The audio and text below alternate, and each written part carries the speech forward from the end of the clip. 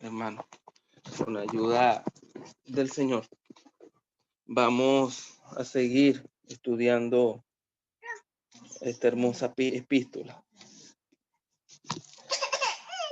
Habíamos quedado el martes pasado en el versículo 5, pero sería bueno para tener una idea de qué es lo que está tratando el Espíritu Santo, leer desde el versículo 1 al versículo 11. Entonces, leamos con ayuda del Señor, primera epístola de Pedro, capítulo 5, leyendo del versículo 1 al 11, aunque vamos a tratar desde el versículo 5 en adelante. Entonces dice de la siguiente manera, versículo 1. Ruego a los ancianos que están entre vosotros, yo anciano también con ellos, y testigo de los padecimientos de Cristo, que soy también participante de la gloria que será revelada. Apacentad la grey de Dios que está entre vosotros, cuidando de ella, no por fuerza, sino voluntariamente, no por ganancia deshonesta, sino con ánimo pronto, no teniendo señorío sobre los que están a vuestro cuidado, sino siendo ejemplo de la grey. Y cuando aparezca el príncipe de los pastores, vosotros recibiréis la corona incorruptible de gloria. Igualmente, jóvenes, estad sujetos a los ancianos y todos sumisos unos a otros, revestidos de humildad, porque Dios resiste a los soberbios y da gracia a los humildes.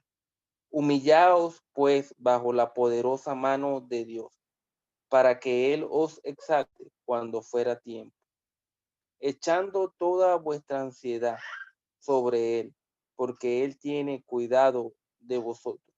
Sed sobrio y velad, porque vuestro adversario, el diablo, como león rugiente, anda alrededor buscando a quien devorar, al cual resistid firmes en la fe, sabiendo que los mismos padecimientos se van cumpliendo en vuestros hermanos en todo el mundo. Mas el Dios de toda gracia, que nos llamó a su gloria eterna en Jesucristo, después que hayáis padecido un poco de tiempo, Él mismo os perfeccione, afirme, fortalezca y establezca. A Él sea la gloria y el imperio por los siglos de los siglos. Amén. Hasta ahí que está bien, que el Señor bendiga su palabra y la prospere en nuestros corazones. Amén.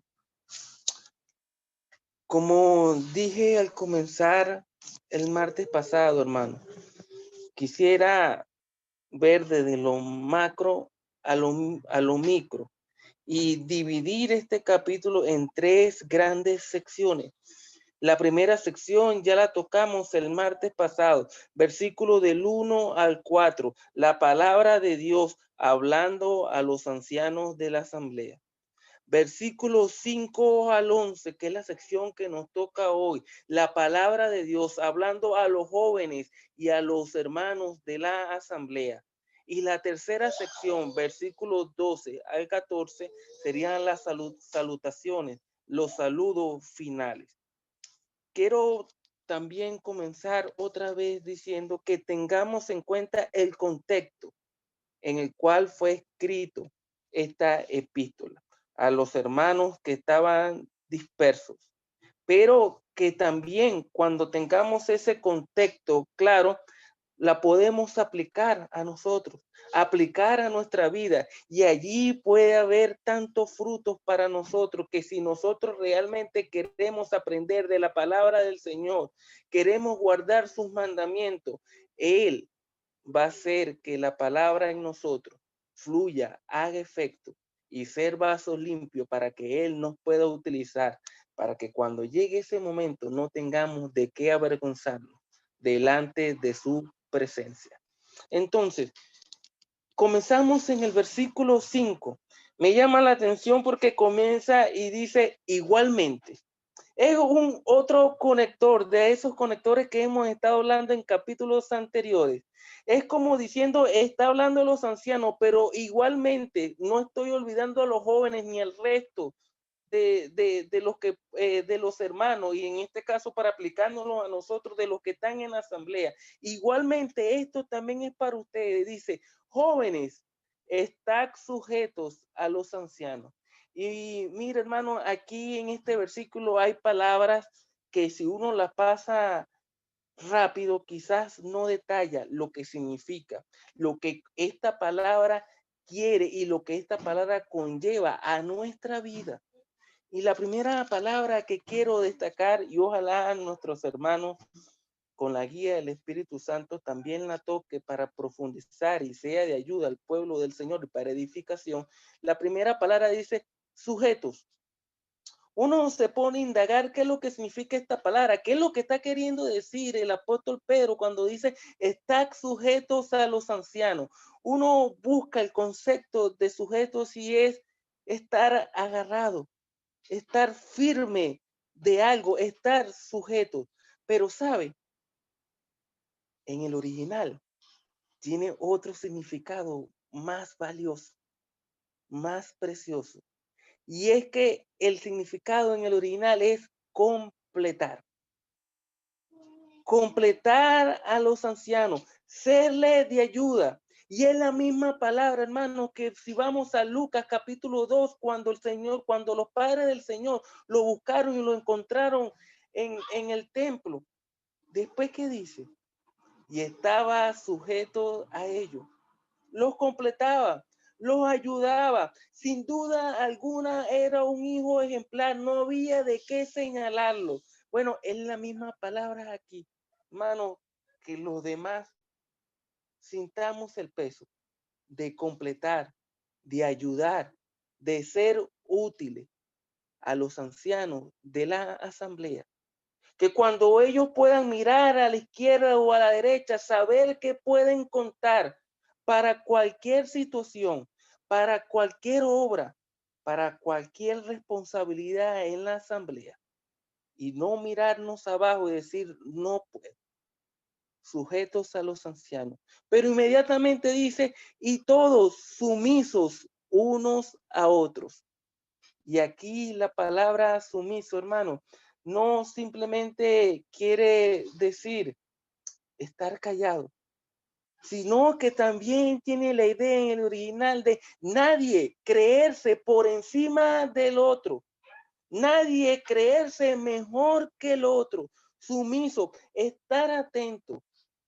Y sabe, cuando, cuando uno llega a considerar esta palabra, y entender que nadie, ningún hermano está por encima del otro, sino que la cabeza de la iglesia, como nos enseña Efesios, es Cristo y es Él. Si lo queremos decir en términos militares, Él es el que tiene el rango mayor. Es Cristo la cabeza de la iglesia. Por lo tanto, nosotros debemos estar sumisos unos a otros. Pero también dice revestidos de humildad. Y aquí es como otra capa. Vea esta palabra y no dice vestido, sino revestido. Es como tener una doble capa. No solamente la primera capa de humildad, sino otra capa de humildad. Y me hace acordar lo que nos enseñaba nuestro hermano Marco en el martes pasado. La palabra clave parece que en todo este capítulo es la humildad y aquí se repite una vez más. Revestidos, tener doble humildad. Y hay otra palabra que se repite en esta sección que hemos de tocar y es la palabra por qué o para qué.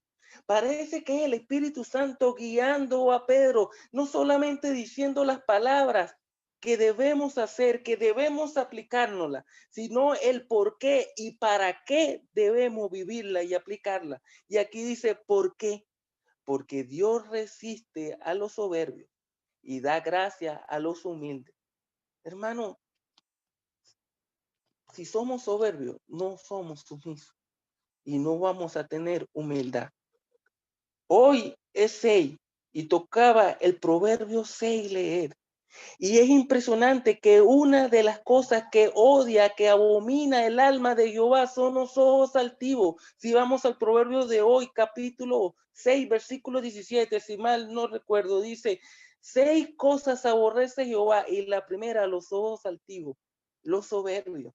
Lo que quieren mirar por encima de otros, lo que quieren ser y creer mejores que otros. Aquí, hermano, en la asamblea, en la iglesia, dentro del pueblo del Señor, no caben los soberbios. Él dice, Dios resiste a los soberbios. Y uno se pone a indagar por toda la Biblia cómo terminó cada humano, cada ser que se quiso exaltar, que quiso mirar por encima a los demás, cómo Dios lo castigó y cómo terminaron todos y cada uno de ellos. Impresionante. Pero dice, y da gracia a los humildes. Humildad, se vuelve a repetir la palabra. Pero para seguir, hermano, dice, vuelve a repetir, humillaos, pues bajo la poderosa mano de Dios, para que Él os exalte cuando fuere tiempo. Es un proverbio también que nos enseña, el que confía en Jehová será exaltado.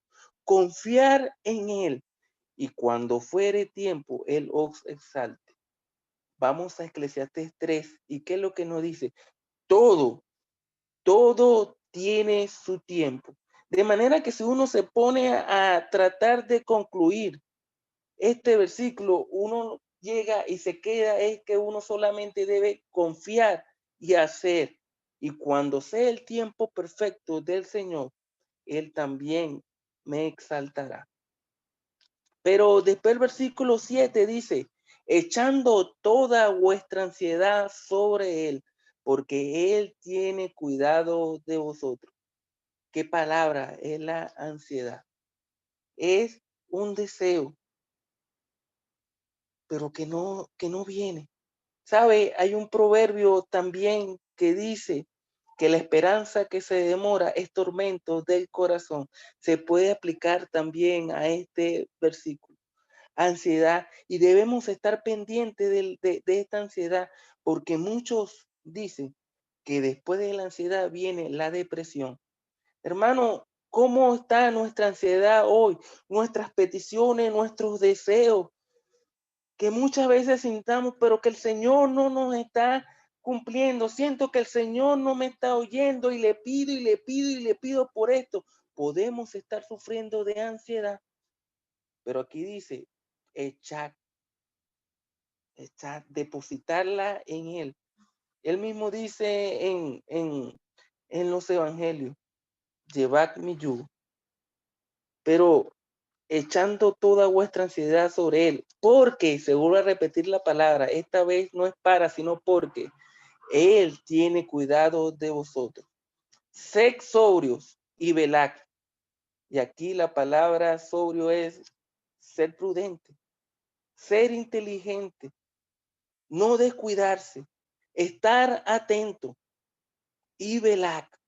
¿Por qué? Vuelve a repetirse la palabra, porque vuestro adversario, el diablo, tengamos bien, hermano, la claridad que tenía el apóstol Pedro. Sabía con quién se estaba enfrentando, sabía quién era su adversario, y muchas veces nosotros no tenemos esa claridad en nuestra vida. Pensamos y andamos nuestra vida como que si nada ha pasado. Mire, tenemos un adversario y no es cualquier adversario. Debemos ser sobrios, inteligentes, velar, porque el diablo anda como león rugiente buscando a quien devorar. Y ojalá meditemos también en esta palabra, devorar, que no quede nada. Cuando un alma está a los pies del maligno y se apodera de él, no queda nada, lo devora completamente. Pero el versículo 9 es un ánimo al cual resistid firmes en la fe, firmes, pero en la fe, sabiendo que los mismos padecimientos se van cumpliendo en vuestros hermanos en todo el mundo. Mas el Dios de toda gracia, que nos llamó a su gloria eterna en Jesucristo, después que hayáis padecido un poco de tiempo. Y aquí quiero destacar, como se destacó en capítulos anteriores, uno puede llegar a pensar, bueno, ¿por qué por un poco de tiempo? Si yo siento que he sufrido bastante. Mira, hermano, hermana, que no se escucha. Es un poco de tiempo en comparación con las glorias venideras que nos esperan. Por eso dice, resistid, está firme, y el que ha de venir vendrá y no tardará. Debemos resistir en todo el mundo. Mas el Dios de toda gracia, que nos llamó a su gloria eterna en Jesucristo, después que hayáis padecido un poco de tiempo, Él mismo, y aquí quiero destacar esta palabra, Él, no otras personas, sino Él, nos va a perfeccionar, nos va a afirmar, nos va a fortalecer y nos va a establecer. A Él, señalando, sea la gloria y el imperio por los siglos de los siglos. Amén. Entonces, hermanos, con estos breves comentarios, el estudio está abierto para edificación, para preguntas y comentarios, para edificación del pueblo del Señor.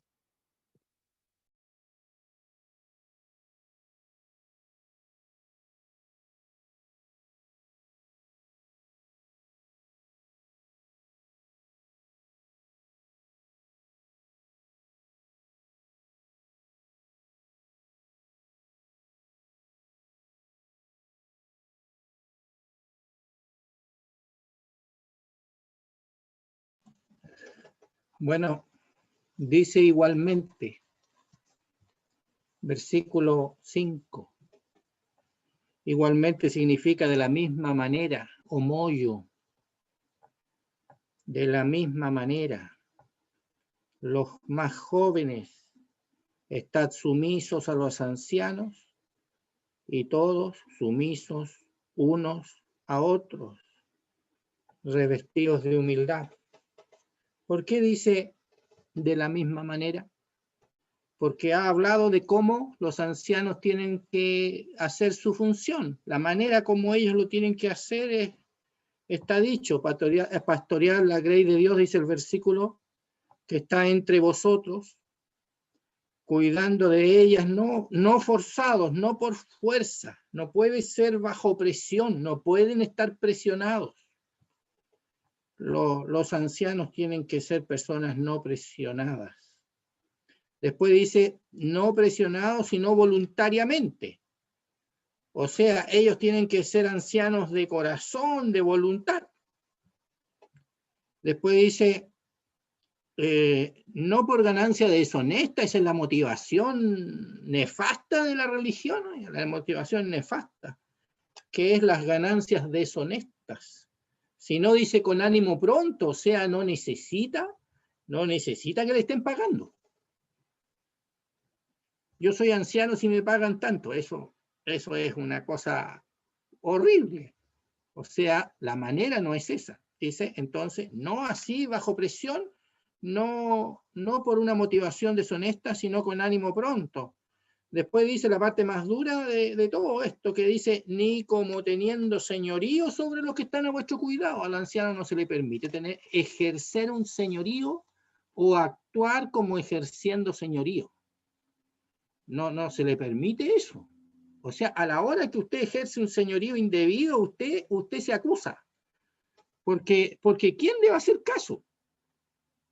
Porque aquí dice que no es así.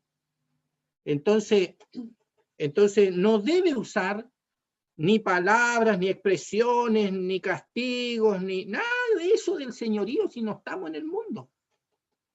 Estamos en la iglesia, en la obra del Señor. Entonces dice, no como teniendo señorío sobre los que están a vuestro cuidado. Están a vuestro cuidado, pero usted no es un señor de los que están a vuestro cuidado. Eso es lo que está diciendo, me lo está diciendo a mí. Yo no puedo ejercer un señorío de esa manera. No puedo, tengo que morderme la lengua. Tengo que disminuir la velocidad. Tengo que bajar todo, tengo que rebajar, tengo que humillarme. No puedo ejercer el ancianato de esa manera. Dice, no como teniendo señorío sobre los que están a vuestro cuidado. Y aquí está la tremenda, a ver, herramienta, el medio, el método, el modo que tiene un anciano de ejercer una influencia es, dice, siendo ejemplo de la grey. Eso, o sea, lo que yo me tengo que esforzar es en ser ejemplo de la grey. Eso es lo único que me tengo que esforzar según en este capítulo. En otros capítulos hay otras cosas, pero aquí es esto. O sea, me está diciendo cómo no y cómo sí. No puedo tener señorío. A la hora que tengo señorío, yo me descalifico. A la hora que yo ejerzo un señorío impropio. Pero no que el anciano no tiene influencia, pero la influencia se basa en el ejemplo, en ese testimonio. Hermano, tenemos esta cosa tenerla clarita, porque si no la tengo clara, aquí nosotros nos vamos a destruir entre todos. Solo a destruir. No hay ninguna posibilidad de que una asamblea funcione bien si los ancianos no cumplen la manera como deben actuar. Y lo dice aquí, pues. Si yo lo estoy diciendo, lo estoy tratando de leer nomás. Ahora va a decir, igualmente los más jóvenes. Aquí está el segundo problema del tema y son los más jóvenes. Porque el más joven, como dijéramos, vive en otra esfera, disparado, como diríamos, disparado, vive fuera, siempre fuera. Como que el más joven, o el joven, aquí en la versión que yo estoy leyendo dice igualmente los más jóvenes, dice acá, pero la versión que ustedes leen igualmente a los jóvenes. Entonces, el problema de los jóvenes es que somos muy independientes.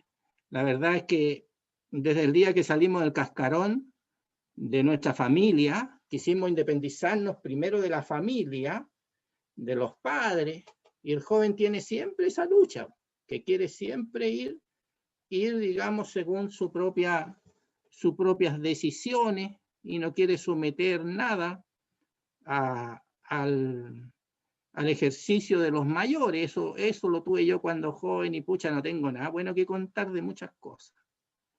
Pero cuando uno llega a la asamblea, trae eso mismo y uno cree que es independiente, que puede vestirse como quiere, que puede tocar guitarra si quiere, que puede hacer lo que se le ocurra. Hermano joven, por favor,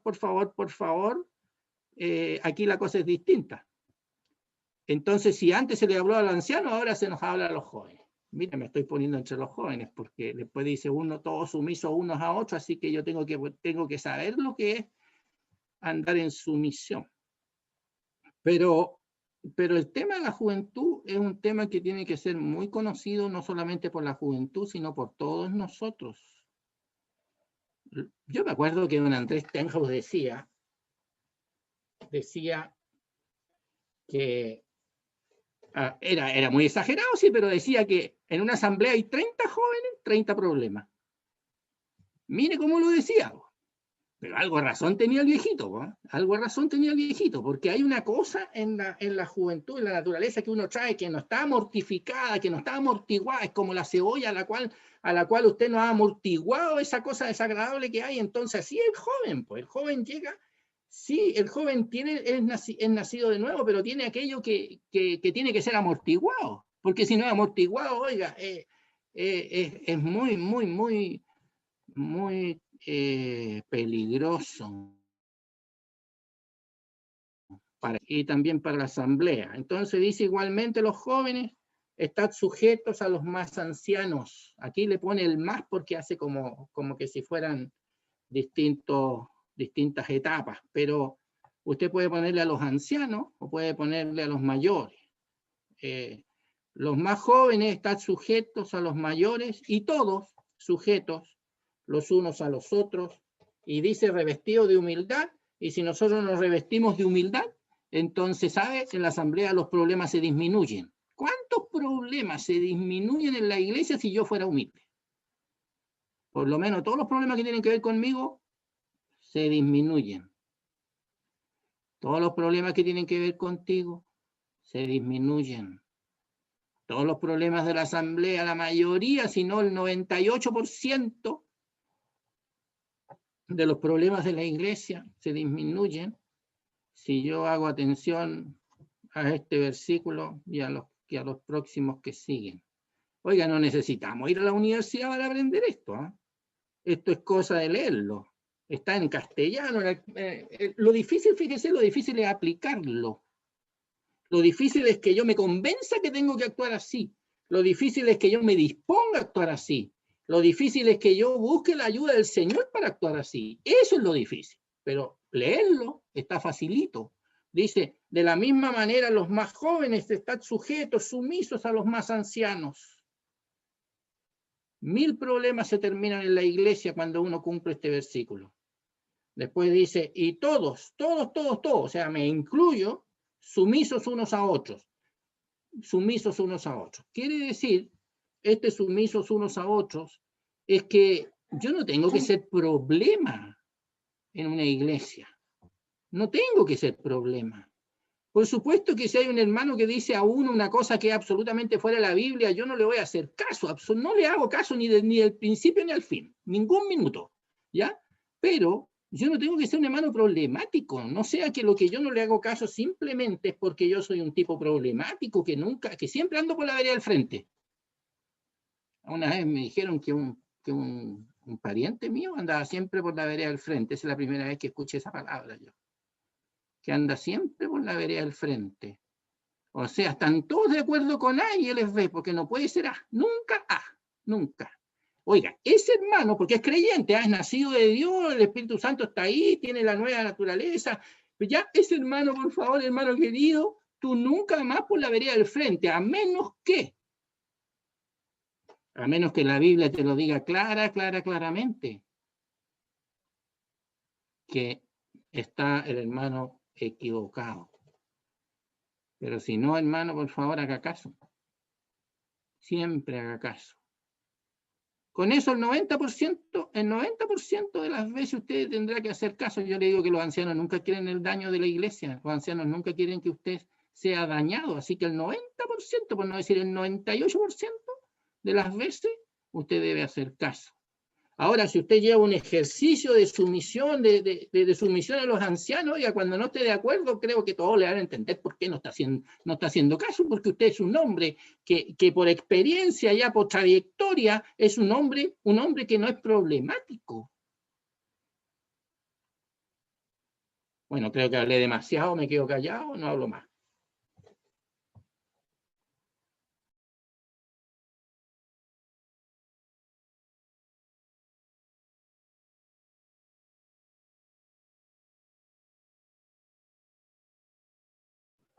Hay un tema importante que me gusta mucho a mí en este capítulo, que es el versículo 7.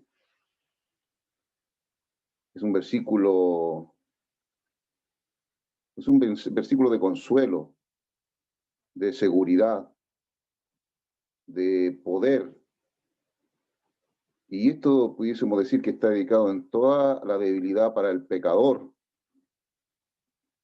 o para el Hijo de Dios en sus debilidades.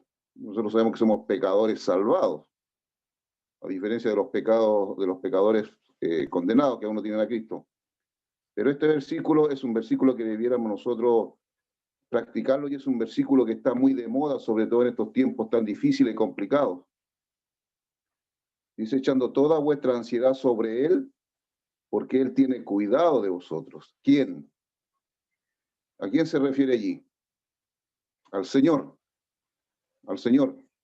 Y fíjese que esta palabrita, echando toda vuestra ansiedad sobre el Señor, primeramente, que es algo que el creyente debe hacer para con el Señor, y después porque el Señor tiene cuidado de vosotros, es lo que el Señor hace para nosotros. Primeramente lo que tenemos que hacer nosotros para con el Señor como creyentes, y después lo que el Señor hace para con nosotros. Y esa palabrita ansiedad es una palabrita que si se aplica mal, o si se practica mal, es pecado. Es pecado. Fíjese que cuando el Señor estaba allí en el hogar de María y Marta reclamaba al Señor porque María se había sentado a los pies del Señor a escuchar su palabra. Entonces el Señor le dijo con todo amor, le dijo, Marta, dice, afanada y turbada estás con muchos quehaceres, pero una cosa es necesaria, y María ha elegido la buena parte. Uno puede pensar que allí Marta, a lo mejor ella estaba afanada y turbada porque se le había venido la hora encima y quería servir bien al Señor. Pero no, a veces las cosas buenas no son las mejores, pudiésemos decir. Entonces el Señor le dijo, afanada y turbada. Fíjese, dos palabras que estaban haciendo que Marta se perdiera la mejor parte, que era la que María había elegido y esa buena parte que no le será quitada. Entonces, fíjese, cuando nosotros caemos en la ansiedad, anulamos a Dios en nuestras vidas, lo anulamos, y allí es clarito, dice, echando toda vuestra ansiedad sobre Él. ¿Qué es la ansiedad? Es todo lo que en las aflicciones, en las angustias, en las preocupaciones del creyente diario y muchas otras cosas más, nos olvidamos de que tenemos un Dios poderoso que nos ha dicho, echando toda nuestra ansiedad sobre Él, porque Él tiene cuidado de nosotros. Y eso es maravilloso porque el Señor siempre tiene cuidado y siempre está dispuesto a escucharnos para de entregarle nuestras cargas. Cuando nosotros nos ponemos en este afán, en esta ansiedad, le estamos diciendo al Señor que Él no tiene la capacidad de ayudarnos. Le estamos diciendo que no tenemos a dónde ir. Le estamos diciendo al Señor que no confiamos en Él porque Él no tiene la capacidad de solucionar nuestras aflicciones. Entonces, en esto caemos mucho los creyentes hoy en día y por eso nos debilitamos, por eso estamos angustiados, tristes, afligidos, llenos de amargura, porque no hemos confiado en lo que el Señor dice. Dice, echando toda vuestra ansiedad sobre Él. Es decir, nuestras cargas a sus pies, nuestras aflicciones, confiando en que el Señor hará, confiando en que el Señor es el único que nos puede consolar, animar, nos puede restaurar, nos puede levantar, nos puede solucionar nuestros problemas a su tiempo. Y a veces el tiempo que nosotros encontramos que es de demora, el Señor pensamos que no está allí, que no nos está escuchando, y eso es ansiedad. El Señor no camina con ansiedad, el Señor no anda afanado, ni anda con ansias. El Señor tiene todo bajo control, todo bajo un tiempo correcto, todo bajo las palabras correctas para nosotros. Entonces, hermano, que esto sea de consuelo para nosotros, a nosotros que en estos días estamos tan afligidos, tan angustiados, tan llenos de peso, dice allí, entonces dice, echando toda vuestra ansiedad, ¿dónde? Sobre Él, mire que está bien, sobre Él. Entonces, Él es el que se va a poner las cargas nuestras para llevarlas, porque nosotros no somos lo suficiente fuertes. Nosotros somos débiles, somos torpes, somos incrédulos, perdimos la fe. Entonces, esa irregularidad, el Señor dice, echando toda vuestra ansiedad sobre Él, lo que tenemos que hacer nosotros con nuestro Señor, y después lo que el Señor hace con nosotros, porque Él tiene cuidado de nosotros. Y eso es esa frase tremenda, poderosa y exquisita, es una expresión continua, que no deja de ser nunca, porque el Señor no duerme. Él tiene cuidado sobre vosotros cada día, cada noche. Usted se duerme y el Señor lo cuida. Usted se despierta y todo el otro día y el Señor lo cuida. En cada momento tenemos los cuidados del Señor. Entonces, esa es la maravilla, hermano, en la que nosotros podemos descansar en nuestros afanes, en nuestras ansiedades diarias. Y eso es fe, es la fe. Por eso que esta ansiedad, si se lleva mal, es un pecado porque anula a Dios en nuestras vidas. No nos deja mirarlo a Él. Así que, hermanos, tenemos ese tremendo consuelo del versículo 7, para que no seamos como Marta, sino como María, siempre a los pies del Señor, para escuchar al Señor y nos consuele, y esa buena parte que no nos será quitada.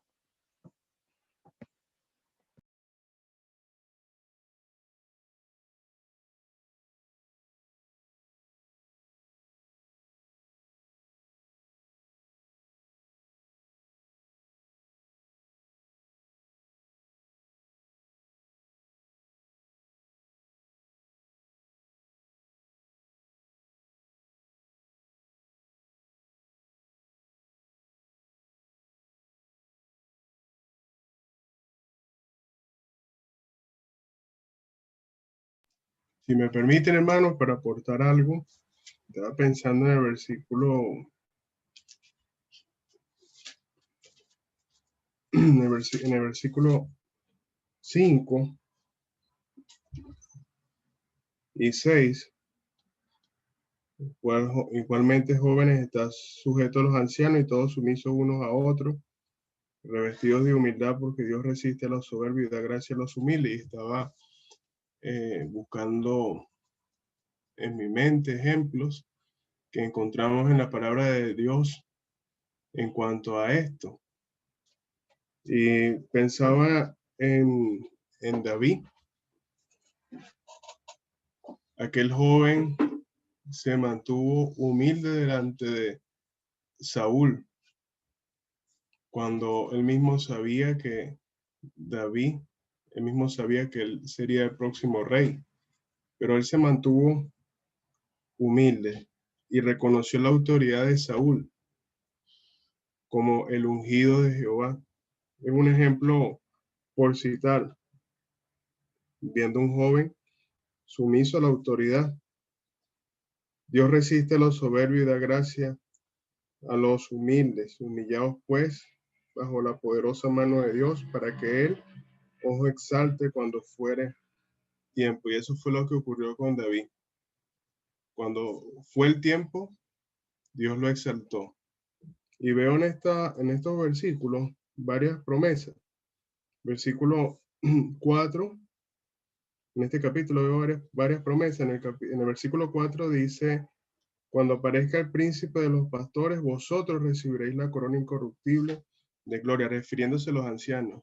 Una promesa de una recompensa por su servicio desinteresado, un servicio abnegado, un servicio por amor al Señor. Otra promesa, versículo 5, Dios resiste a los soberbios y da gracia a los humildes.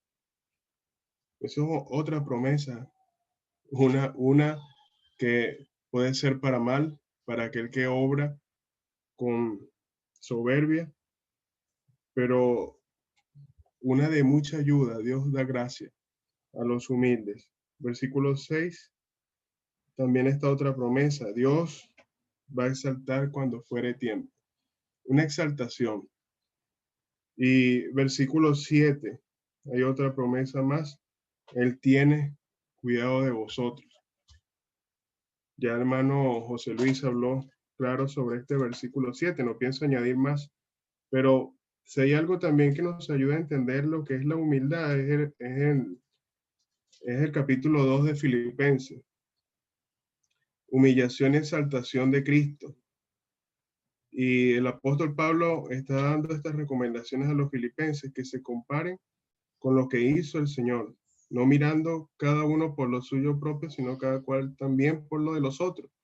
Haya pues en vosotros de este sentir que hubo también en Cristo Jesús, el cual, siendo en forma de Dios, no estimó el ser igual a Dios como cosa que aferrarse, sino que se despojó a sí mismo. Y uno ve al Señor allí,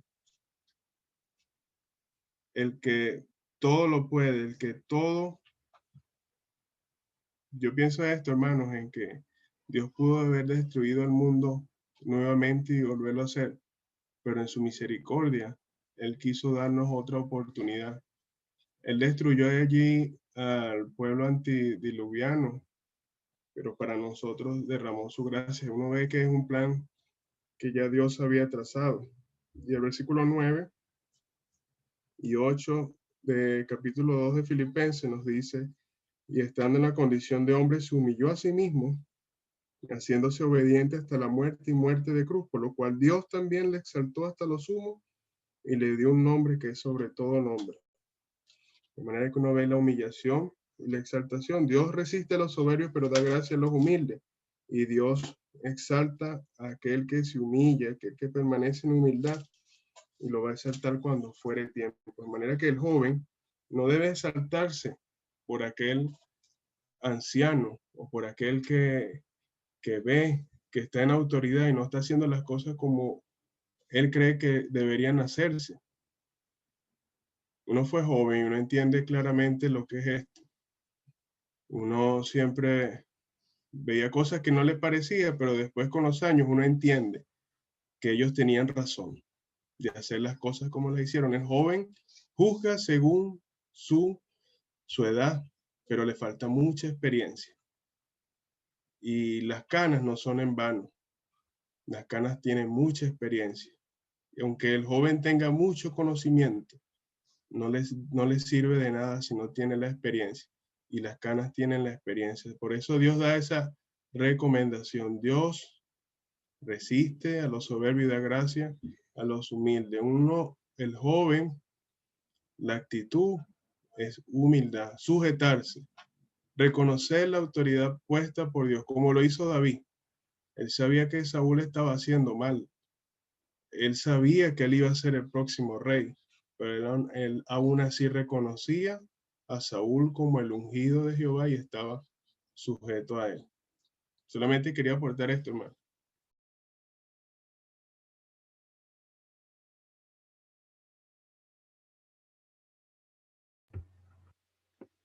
Estaba pensando, hermanos, en lo que dice el versículo 5 que ha comentado también nuestro hermano Michael.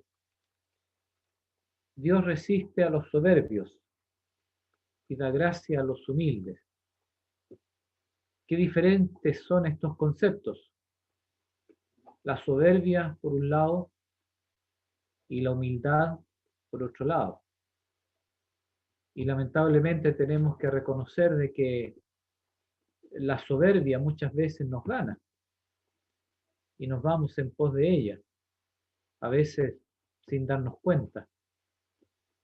Dios resiste a los soberbios y sin embargo dice da gracia a los humildes. Por eso que somos llamados en el versículo 6 a humillarnos, porque esa debe ser la condición del Hijo de Dios.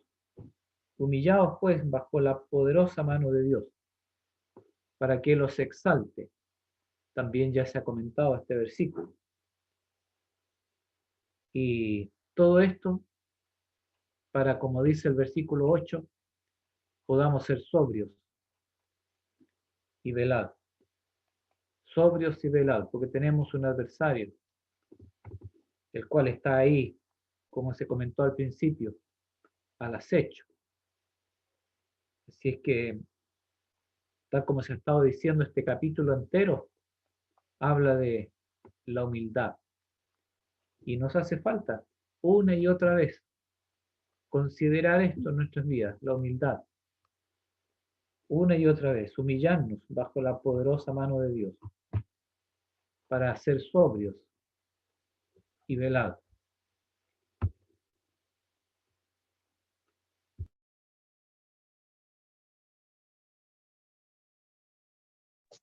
Otra cosa que uno, en el versículo 7, que me quedó de lo que está hablando nuestro hermano José Catalá, él dice, ¿por qué no debemos tener esa ansiedad? Porque Él tiene cuidado de vosotros. Pero ese cuidado, esa palabra es un cuidado especial. Y uno lo puede complementar con Mateo 10:31, cuando es el Señor que está hablando y dice, no se venden 2 pajarillos por un cuarto, con todo, ni uno de ellos cae a tierra sin vuestro Padre. Pues aún vuestros cabellos están todos contados. Así que no temáis, más valéis vosotros que muchos pajarillos. Entonces, ese cuidado, ese mínimo, así como lo mínimo que para nosotros es insignificante, como nuestro cabello, Él tiene cuidado de eso. Entonces, habla de esos detalles, de que el Señor aún está pendiente aún de lo más mínimo de nosotros. Entonces, por eso es que no debemos caer en esa ansiedad, porque Él tiene todo ese cuidado, todo ese detalle, todo lo que nosotros necesitamos lo tiene Él. Hay que resaltar, hermanos, que en estos versículos encontramos la expresión del salmista. ¿A quién tengo yo en los cielos sino a ti? Y fuera de ti nada deseo en la tierra. Ojalá podamos hacer una realidad en nuestras vidas, esa dependencia. El versículo 5 habla de que Él es el que da gracia a los humildes. La gracia se derramó en sus labios y Él nos ha dado de gracia y manda a dar de gracia. Pero Él también, en el versículo 7, es el que nos cuida, porque Él tiene cuidado de nosotros. Hermano, ¿qué nos puede tocar si el que nos cuida es Dios?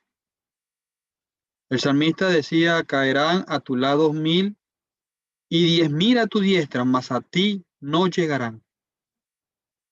Si algo nos toca, como fue el caso de Job, es porque la mano de Dios así lo ha dispuesto. Entonces, Él nos da gracia, Él nos bendice, pero Él tiene cuidado de nosotros. Pero otra cosa que vemos es que Él es el que nos llamó a su gloria eterna. Más el versículo 10 dice, mas el Dios de toda gracia que nos llamó a su gloria eterna en Jesucristo. Hermanos, Él es el que nos ha llamado. Él es el que nos capacita para transitar en esta carrera cristiana. No tenemos a dónde más mirar. No tenemos que girar nuestra mirada a la tempestuosa y grandes olas, como lo hizo Pedro. Nuestra mirada, nuestra confianza, nuestra dependencia y nuestra mirada, nuestra esperanza debe estar puesta en Él. Él da gracia, Él da cuidado, pero Él también da esperanza, da fuerza para seguir adelante.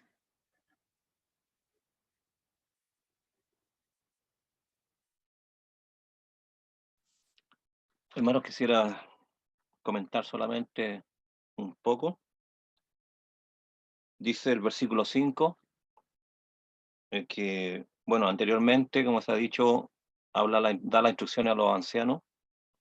A partir del versículo 5 están los jóvenes, pero a partir de además de los jóvenes, dice a todos, estamos todos involucrados.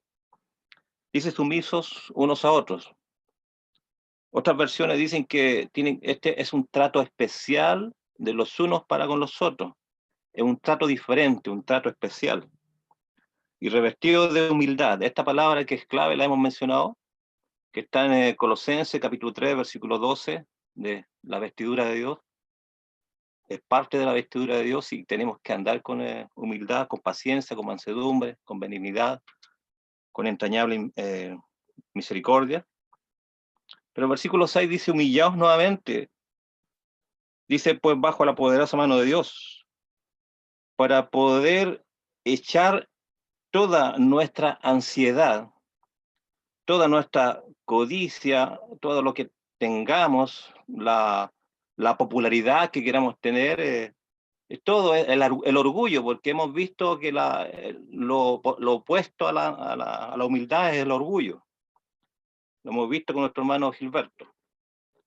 Entonces, para poder echar toda nuestra ansiedad sobre el Señor, es necesario la humildad. Si no se manifiesta la humildad, si no bajamos al nivel que corresponde, dice aquí, para poder nosotros ser exaltados, para que los exalte cuando fuere tiempo. Pero es necesario manifestar la humildad, esta herramienta que tenemos nosotros para poder echar nuestra ansiedad sobre Él. Es necesario ser humilde. Es necesario manifestar esto en nuestras vidas. Es una instrucción tremenda que le dice a los ancianos, a los jóvenes y a todos, para poder manifestar aquella gracia sobre nosotros que viene de Dios.